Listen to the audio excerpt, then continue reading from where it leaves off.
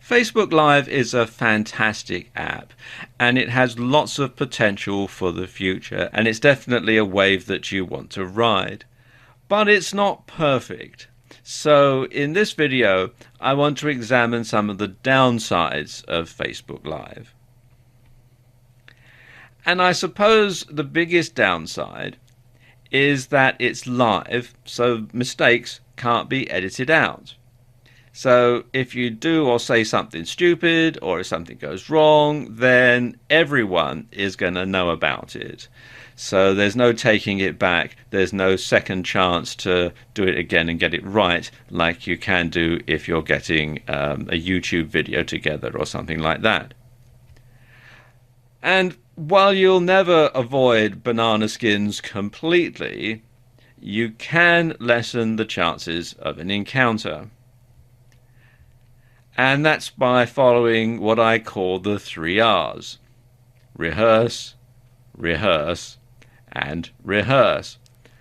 So you want to practice in front of a mirror until you've got your delivery perfect, especially if you're not used to being on camera. And you want to practice the stuff that you're going to do in your videos until you've got the routine right down to a T, so that you know exactly what to do, and you've tried it so often and you've done it so often you could do it in your sleep practically, and then when you actually had to go ahead and do it live, then the chances of something actually going wrong are going to be reduced. Note I say reduced. Things might still go wrong, but you'll lessen the chances of that happening. Another downside to Facebook Live, again because it's live, there's no music or editing to your videos.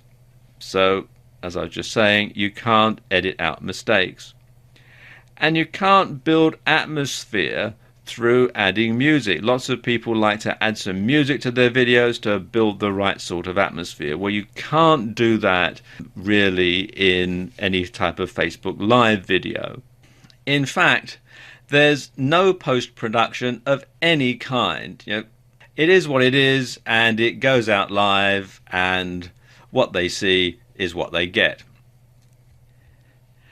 In fact, the only way that you can have music in your videos is to have music being played in the background. But you must get the volume right though, or it could be distracting and drown out what you're trying to say. And this can be a big problem because chances are you're not going to be monitoring the sound as it's going out either. So you never really know exactly how it's going to sound unless somebody sends you a message saying we can't hear you, speak up, or something like that. You can, though, save your videos for editing later. You can save them to the camera roll option that you have on Facebook Live. And this means that you can post them on video sites like YouTube in a more polished format. You can also post them on your Facebook timeline as a video as well. So it does give you that flexibility. Another thing is it's so new that not many people know about it. And this is perhaps the biggest problem. It was only launched at the beginning of 2016. Initially, it was only available in the US and then only on Apple iOS. And it's being rolled out to other countries, and it's being rolled out on Android. But, of course, not every country has it.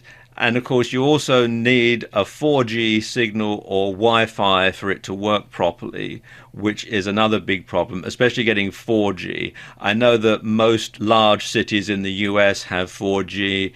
In other countries, that's a bit slower. In rural areas, well, it's just a distant dream, really.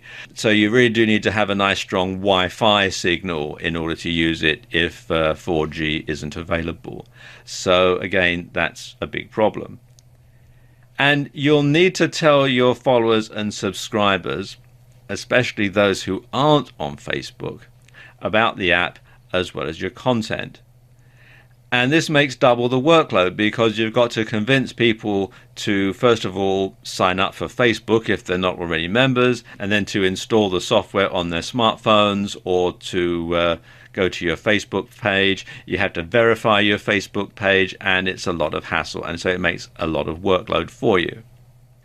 And of course, because it's live, it's not always a convenient time for your viewers to tune in and see your broadcast, especially if they're in a different time zone.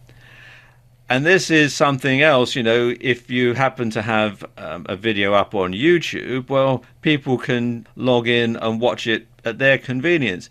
If it's going out live, then of course they've actually got to be there at that time.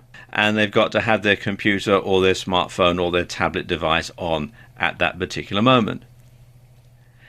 And finally, it's not available in every country in the world yet. It's being rolled out. I think it's in about 40 countries at the time that I'm making this video.